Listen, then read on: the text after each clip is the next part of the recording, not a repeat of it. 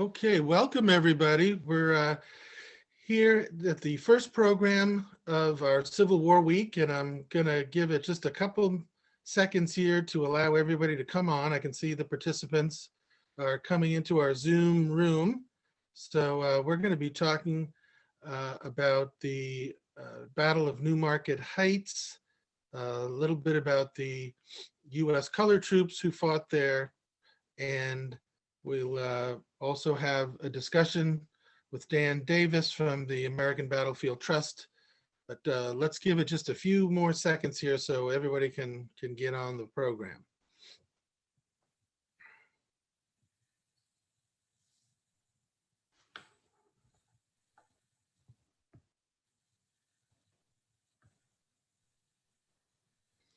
Okay.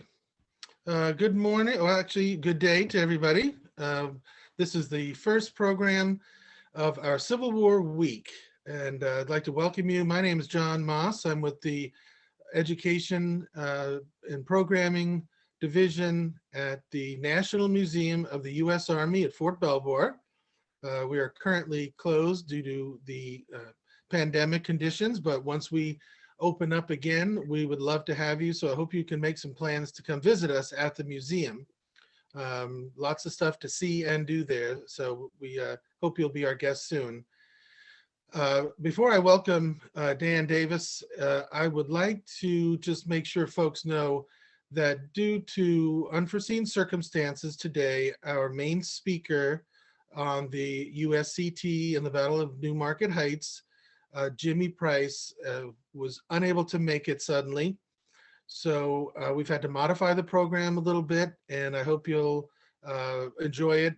We will offer Jimmy Price's program at a later date. And if you did register for his program, we will notify you by email when we have rescheduled that. So again, we're sorry for any inconvenience this might have caused for anybody who's in the audience, but we're going to talk about the same general subject, and we're going to get into a lot about battlefield preservation and what's been done at Newmarket Heights and the other efforts that the American Battlefield Trust has made. Now, if you'd like to ask any questions, you can put that in the question and answer function down at the bottom of your screen. And when we get to the end of the discussion that Dan and I will have, I'll get to as many of the questions as possible. You can ask them about the battle, about the trust, about battlefield preservation in general, but please feel free to use the Q&A function on your screen. It should be down at the bottom. Okay, so without further ado, we're talking today about the Battle of Newmarket Heights, and I'll have a map for you in a few minutes.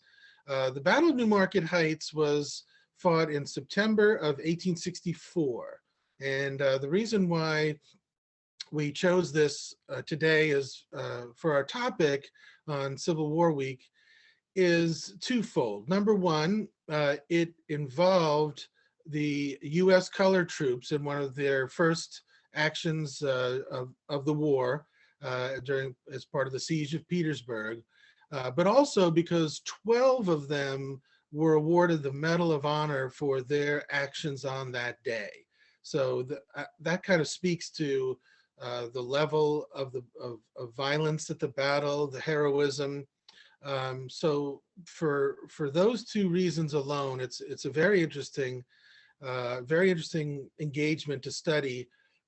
And I guess I would add a third one to those two, in that it has been part of the American Battlefield Trust's efforts to save battlefields, and they've been able to save some land down there and near there at both the Newmarket Heights area, Deep Bottom, which is close by, and I believe some of that was when it was still the Civil War Trust, today the American Battlefield Trust. So to put this in context, the Battle of Newmarket Heights, which is located in southeastern Henrico County, below Richmond, along the James River, north of the James River. And the engagement was part of the siege of Petersburg in 1864, 1865. It began in the middle of June of 1864, where the Federal Army, Union Army, was trying to really hurt and destroy the Confederate Army logistical support that mostly came through Petersburg before heading north to Richmond and beyond. So Grant, in a number of battles that started with the Wilderness and in May of 1864, the two armies had kind of jockeyed back and forth south, past Fredericksburg, Hanover County, and then Grant shifted south of the James River with the bulk of his troops to try to capture and destroy Petersburg and the important railroads and depots that went into that town. Lee was able to get to Petersburg before the city was captured, and that began the siege that lasted from the middle of June 1864 through April 2nd, 1865, when Lee was eventually forced to abandon Richmond and Petersburg. Now, the siege lines actually encompassed more than Petersburg, because the siege lines also went up to Richmond.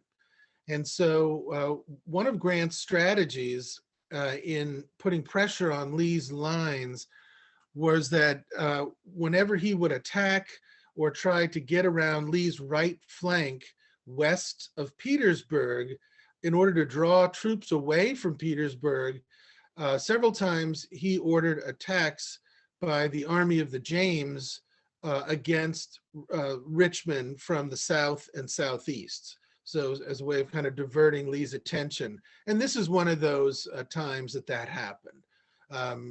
The troops were landed on the James River at a place called Deep Bottom, which is in a curl of the James River, and advanced against the Confederate positions and defensive works along the James, but going north from the James up toward Richmond and east of town. So that was where this battle occurred and why it occurred. And again, part of the troops there were under General Birney's 10th Corps, and they were from the USCT, the United States Colored Troops, and fought very bravely in 2 attacks on the position, the second of which carried the works and forced the Confederates to retreat. So what I'll do now is introduce Dan Davis. Dan Davis is part of the American Battlefield Trust, headquartered in Washington, really the premier historic preservation, battlefield preservation group in the US that has worked since, well, Dan will tell us, probably from the mid-90s, I believe, to save battlefield land and acreage all over, not just in Virginia, but whenever there's an opportunity and availability, they've worked hard to do that. So a very good welcome to you, Dan. We appreciate you being here, and thanks very much. Thank you. I'm happy to be here. Good. Okay. So what I'd like to do is, as we start, is to show the map that the Trust has, which is an excellent, one of the Trust's excellent maps, which are available on their website. So we'll get the map up here and see not only the troop positions, but also the, well, this one doesn't have where the land was saved. So this is probably, we can talk through this though. Dan, how did the Trust come to acquire some property that they were able to save down here at Newmarket Heights?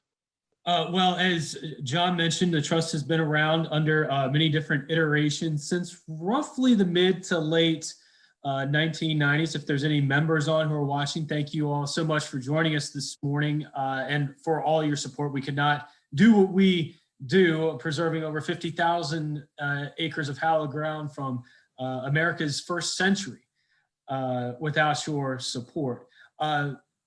Preservation give or take, John, began in Newmarket Heights really with, and I think preservation really starts with the historians. It's the historians who are out there, who are writing about it, who are researching these actions, who raise essentially public awareness about the engagement or these various engagements. And Newmarket Heights, the preservation effort started there, I believe, roughly right around the 150th anniversary of the American Civil War. Going back those, let's say, 4, 5, 6, 7 years since the commemoration, we've been able to, just in this area on the map, which is roughly, give or take, from where you see Buffin in the left center of the map, stretching over to the left toward Abbott. Union Brigade there on the map along the Kingsland Road. We've been able to, since the 150th, to preserve roughly about 70 acres of land there that was traversed by the USCT divisions as they made their attack northward from the area along the Kingsland Road toward the Newmarket Road, which is modern Route 5, for folks who are familiar with that area, east, southeast of Richmond. Those 3 tracks are, again, roughly about 70 acres.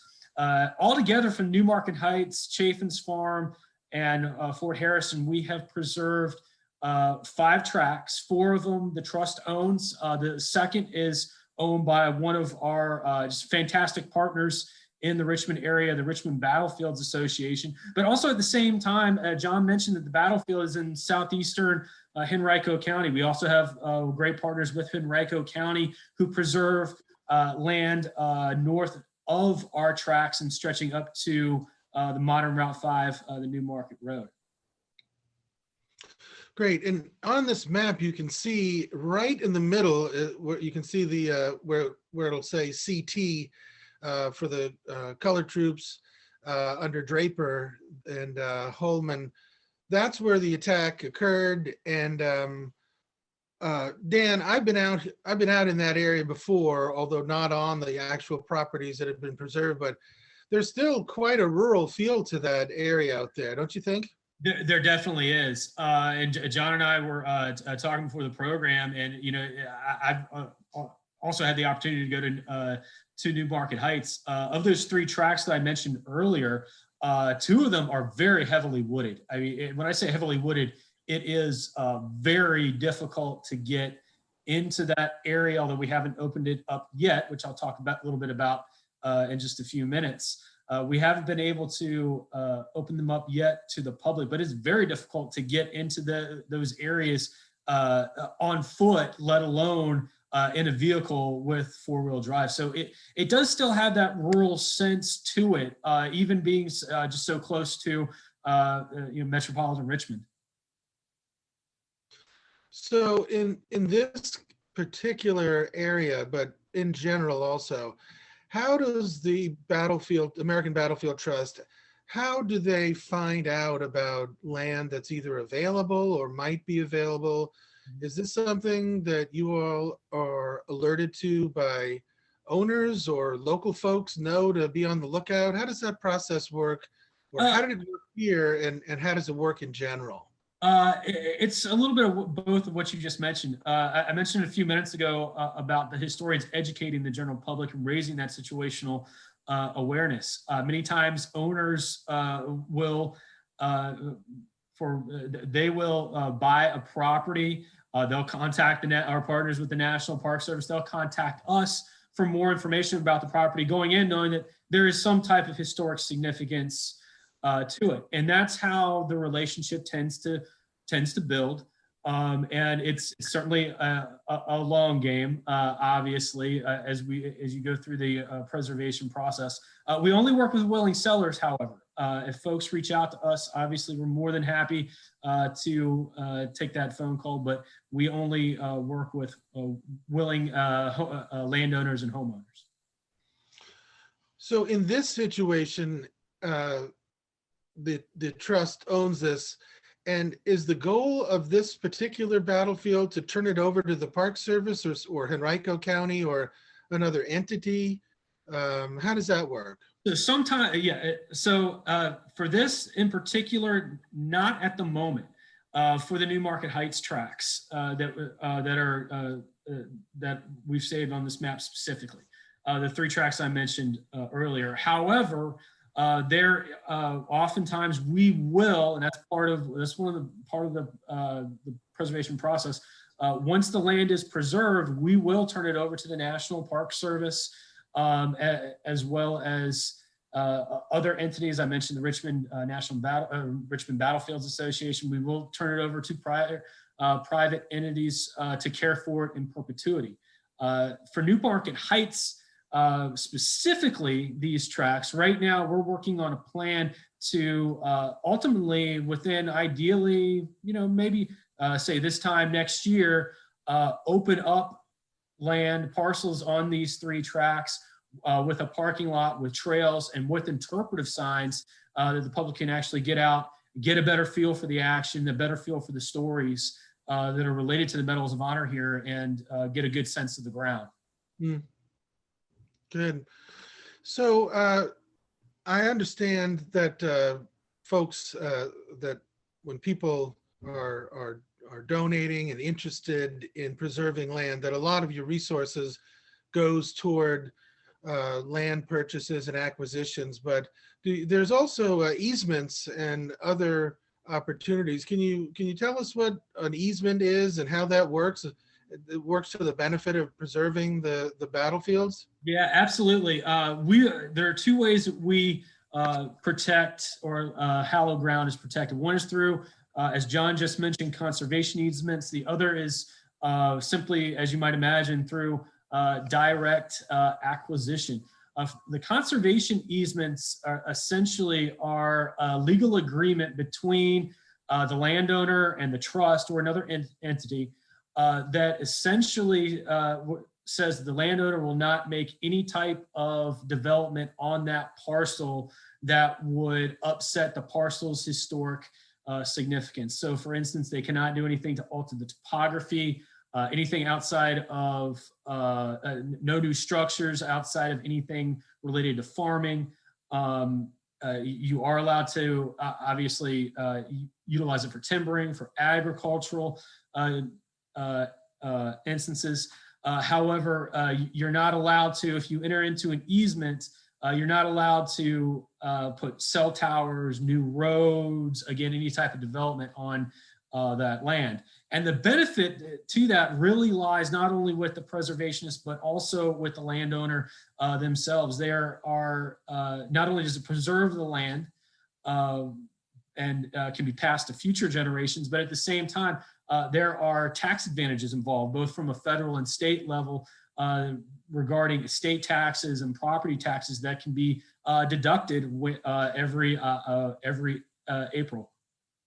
So there are advantages to that, to utilizing the conservation easement process. Can you tell us a little bit about how the trust or what the trust is currently most involved with as far as property acquisitions, and what's coming up that those of us interested in preservation can look forward to?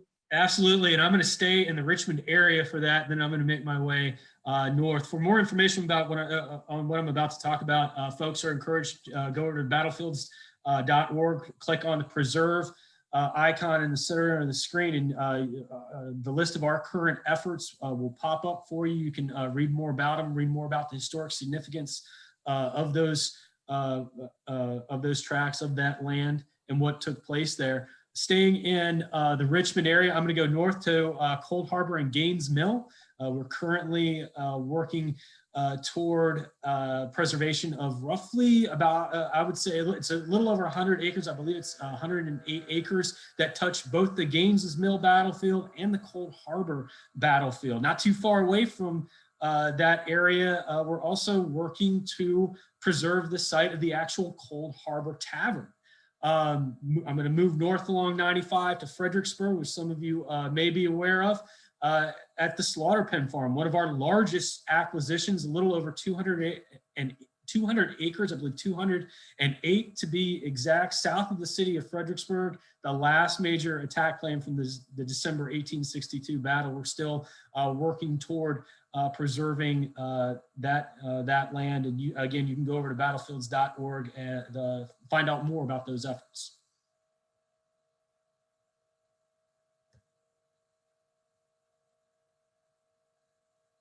You all also do education. So yeah. I know you have conferences each year, and there's some young folks programs. Can you tell us more about the Trust activity in education? Sure, absolutely.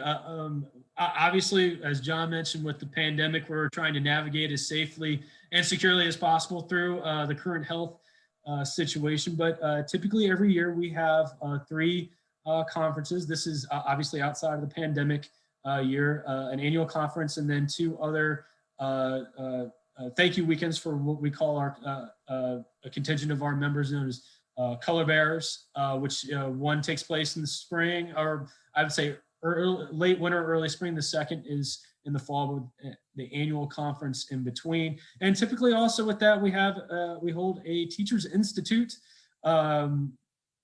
which we are most likely working toward putting on, going toward later this year, and it's scheduled for the summer.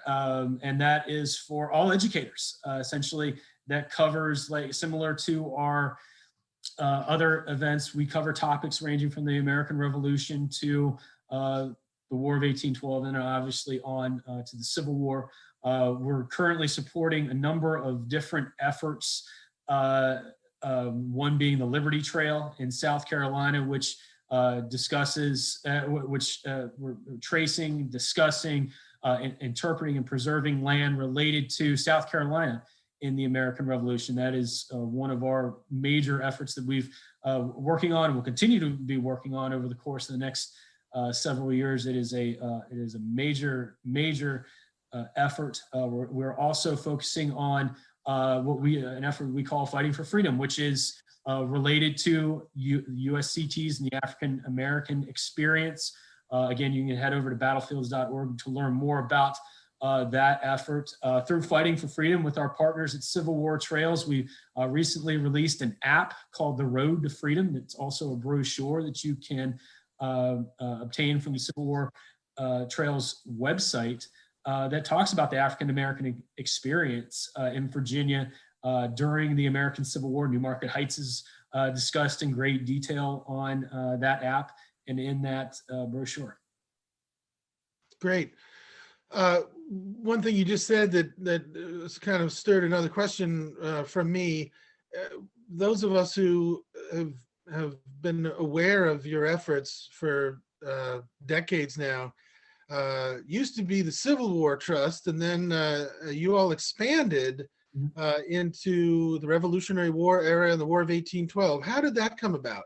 So a lot of our efforts are dictated essentially by, we follow and utilize a National Park Service program called the American Battlefield Protection Program, or ABPP, if you like to use a synonym as we so often use around the office. And going back to the 1990s, the Congress convened the Civil War Sites Advisory Commission, which was a group of prominent Civil War historians who laid out, essentially identified over 380 significant battles related to the Civil War. And of those 380 battles, that is where we focus our efforts on through our fundraising and through working with the grants program with ABPP. At the same time, several years ago, Congress directed ABPP to do a similar study for the American Revolution and War of 1812 battlefields. And that has, that study and the battlefields identified in that study has driven us to expand out our mission to focus on preserving and interpreting the 3 battlefields from the 3 wars of America's first founding century. So can you give us an example of maybe or discuss the process. There's got to be times where something comes available, but is either too valuable or it's going to be commercial. Does that happen often where there's available land, but it's just out of reach because of the cost? Every now and again, absolutely. What we do have, I mentioned earlier, the two types of preservation processes that we use: the conservation easement and then the fee simple acquisitions process. The fee simple acquisition is just exactly how it sounds. The trust or another entity would go out and acquire the land directly. Sometimes if we're unable, and John, as you mentioned, the instance where sometimes land becomes available, price might be a little too high. Part of that fee simple acquisition process allows us to purchase what is called a right of first refusal on that particular property. So if the landowner puts up that piece of property for sale, the trust is allowed to essentially make a match or make an offer against any type of other offers that may come along. So I have a question from the viewers. Now, most battlefields have an established core area that's outlined, and oftentimes they are not. The battlefields or the Park Service isn't authorized to accept land transferred or conveyed because it's outside the borders. Do you know what the status is of this battlefield at Newmarket Heights? Would this be part of the Richmond Battlefield Park under the Park Service, or is this out of their area? That's an excellent question. That's a great point as well. Newmarket Heights specifically, I would actually have to. I don't have a good hard and fast answer for you for that question. I actually have to go back and take a look at that myself. But in some instances, when that does happen, we have worked successfully with our partners on the ground through members of Congress to get Park Service boundaries extended and moved or enlarged in order to take in and interpret and take those tracts of land over from us or from other entities. So other than the tracts that you mentioned that the trust was able to acquire and the Richmond Battlefield Association, is the rest of the battlefield, is that in private hands or corporate hands, or what is the status of that? I believe it's a little bit of both. There is a deep bottom park, I believe. It's in Henrico County Park near or very close proximity to the actual landing on deep bottom, where a number of the USCTs crossed prior to the battle. Obviously, Richmond National Battlefields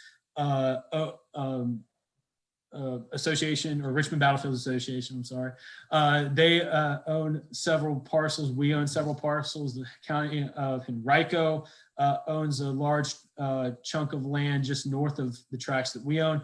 And then the second part of the Newmarket Heights fighting at Chaffin's Farm in Fort Harrison obviously is administered to by the Richmond National Battlefields Association, or Richmond National Battlefields.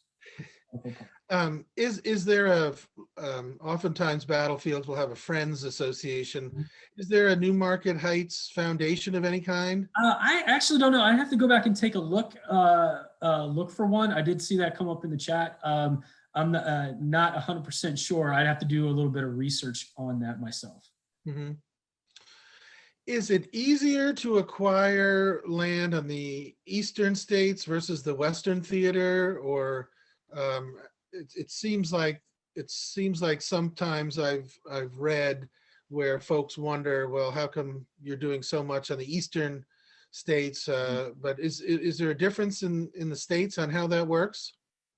Each state is going to be different. I think a lot of it also has to do essentially with the concentration of the engagements, the various battles and engagements in Virginia in the East as well. Although we've preserved land and assisted serving land, obviously at Shiloh, Corinth, during the Vicksburg campaign, at Raymond, Champions Hill. Perryville is another battlefield that we work closely with the state of Kentucky and fantastic friends group to preserve and for future generations. So with Virginia specifically, what's the climate politically with the legislature? Are they, do you get the feeling that they're enthusiastic about this, or is this, do you have to, is there a hard sell to convince state legislators that this is a good idea and needs to happen? That's a good question. Right now, I probably couldn't, I don't have a good answer for that. I apologize. What we've done is obviously, and have established a fantastic track record of preserving the land and using the land as an educational tool to interpret and tell the stories of those that came before us. And at the same time, battlefields are, they can be utilized obviously for recreational activity and for green space, which is also very important as development continues throughout, obviously, Virginia and the city of Richmond. Mm-hmm. Great. One other question. I've heard of this early day in April, a work day in the parks. Can you tell us a little bit about that and how I guess, or did they do it this year because of the pandemic? Unfortunately, you're referring to Park Day. It's an annual day where we essentially organize and facilitate the local friends groups to go out and do any type of maintenance, clean up trails, do work, anything runs a full gamut, any outdoor activities to help improve the battlefields, whether it be picking up trash, painting a gun carriage, for instance, installing new interpretive signs. We didn't have it last year in 2020, unfortunately, but we are going to have it, obviously, being safe and secure and following all the local guidelines this year. You can go over to battlefields.org to learn more about Park Day, but it is coming up in the very near future. Great, great. All right, well, Dan Davis, American Battlefield Trust, we appreciate you being with us today. Also appreciate your flexibility. We had to kind of reconfigure things this morning, but I'm glad we had a lot of time to talk with you and appreciate you being with us. Let me take this time also to talk a little bit about our Civil War Week coming up. I believe we have a slide for that. Today was our first program. We've got a historian speaking with us this evening at 7 p.m. Eastern Time, John Selby, Roanoke College. He's going to be talking with us about General George Meade, 1863 to 1865. Tomorrow we have a battle brief on the Battle of the Wilderness. We also have another historian speaking at 7 p.m. tomorrow night, Elizabeth Varon, who's going to be talking about General Grant, especially toward the end of the war. You can visit us at our website, which is listed in the chat, but you can go to www.thenmusa.org and click on our events tab, and you'll see lots of things going on this week, including a teacher program, a gallery tour, other events along those lines. So again, Dan, thanks for being with us. Appreciate your insights and everything the Trust does. And with that, hope everybody has a great day. Thank you. Thank you.